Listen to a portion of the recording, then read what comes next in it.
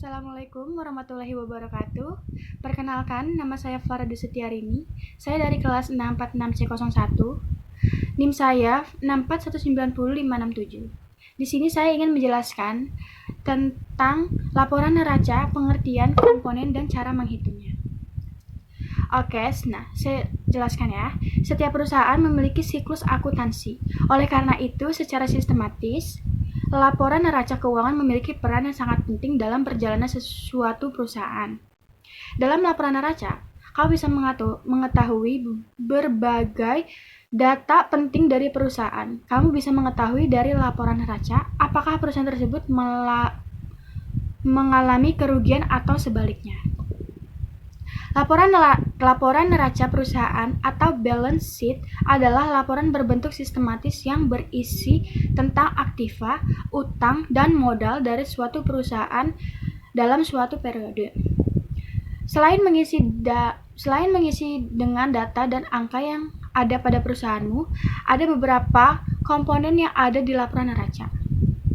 Komponen dalam laporan neraca yaitu ada aktiva, ada kewajiban, ada modal. Nah, aku jelasin dikit-dikit antara yang tadi ya. Aktiva itu aset adalah harta yang perusahaan miliki dengan nilai manfaat yang ada di kemudian hari. Seperti contohnya truk, mobil, barang, kargo, tempat operasional, gedung, kantor, dan lainnya yang memiliki manfaat untuk perusahaan. Dan yang kedua, kewajiban. Dalam neraca keuangan, kewajiban adalah jumlah terutang pada perusahaan pada suatu periode tertentu. Yang ketiga, modal. Modal atau ekuitas adalah harga kekayaan perusahaan yang pemilik perusahaan miliki. Nah, modal ini bisa bertambah atau juga berkurang di setiap saat. Oke, kita lihat lagi ke cara membuat laporan neraca. Membuat laporan neraca akan banyak input terkait angka yang akan diinput. Angka yang nantinya akan kamu input adalah angka nilai dari transaksi atau kegiatan ekonomi yang perusahaan miliki. Ada beberapa langkah, aku jelasin. Yang pertama itu ada menyusun neraca saldo, ada menyusun neraca lajur, dan juga menyesuaikan dan menutup rekening-rekening. Nah, untuk menyusun neraca saldo, langkah pertama yaitu menyusun jurnal neraca. Dari jurnal neraca yang sudah ada beberapa bentuknya, kamu bisa menyiapkan draft awal. Kumpulkan data untuk jurnal penyesuaian. Kemudian kamu bisa memasukkan ke dalam buku besar. Semua transaksi yang sudah kamu catatkan, bisa kamu masukkan laporannya ke dalam buku besar untuk keperluan berikutnya. Oke, lanjut lagi. Kita akan menyusun neraca lajur.